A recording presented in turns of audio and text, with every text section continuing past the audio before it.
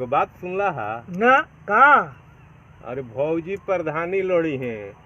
तो का करबो, उनका में गलती बा। सरकारे ऐसन कह देले बा। हाँ, का कइले बा सरकार? रिजर्व महिला नु कह देले बा।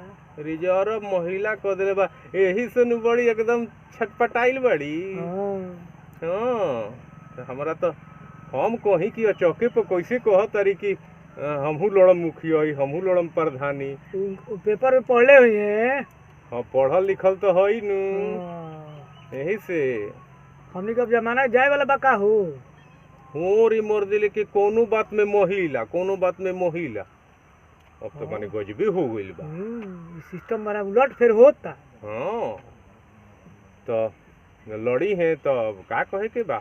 अब देखनी अब भइयो के अपन पूरा मिजाज में एकदम माने 2-3 सेट एकदम खादी वाला कपड़ा पड़ा सिवा के मिजाज बनावे में एकदम लाग गइल बड़े। तो मनिहे ना लड़बे करी है। हाँ, हमर बुझात। अच्छा तो एक चांस देखो तने उनका पर कुछ कहो।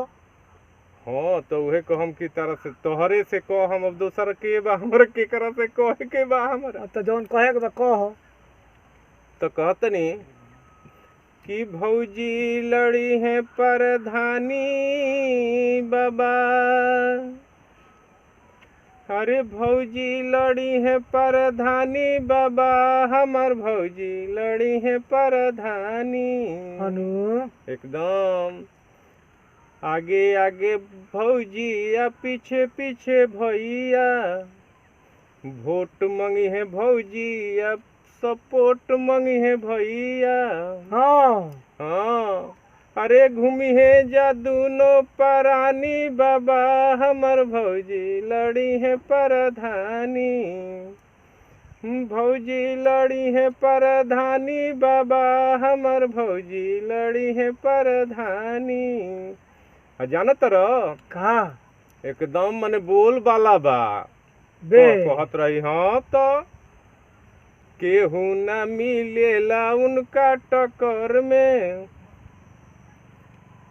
10 कट्ठा बेच दिले यही चक्कर में। यो हाल भइले। हाँ, तो काल्हे नु रजिस्ट्री रहे। अच्छा। अरे भौजी बनल बिया तूफानी बाबा, हमर भौजी लड़ी प्रधानी। हो मुखिया हो जिहन तो खाए तो उनका तारा भैया के न बनावे के पड़ी। तो बनावे लोन हम देखले बनी बे। हाँ, खूब बढ़िया एकदम छनर मनर सब। अच्छा। हाँ, अब तोहरे पर बा कि ये भीषम बाबा, अब तोहरे पर नाज बा। तोहरे नु कहला में कुल्ही समाज बा। चेंज का को दी हम कर एमे का सोचे के बा। हाँ। अब ऐसा मौका मिली ना तोहरा। अच्छा। अरे तू कटी है अब चानी बाबा, हमर भौजी लड़ी प्रधानी। तो हमरो तो भल भलिए हो जाई। हाँ, अब माने अब का कहे के बता रखे। हाँ। अब तोहरे सपोर्ट के डिमांड बा। हमरा से कहला लोग के भीषम बाबा से कही हो कि तनी गाँव के देखस, तनी अपन हवा पानी बनावस। हाँ, तो का करो, तो जानता में हम जाई। हाँ, जाए के पड़ी नु। हाँ। और जीत जई है तो तहार चानिए चानी बा। जानिए। हाँ, चली जा। बहुत बहुत धन्यवाद भीषम बाबा के कि अब की हमरा भौजी के चुनाव जितवा दिए हैं। जैसन लागत था सपोर्ट देवे पर तैयार बने।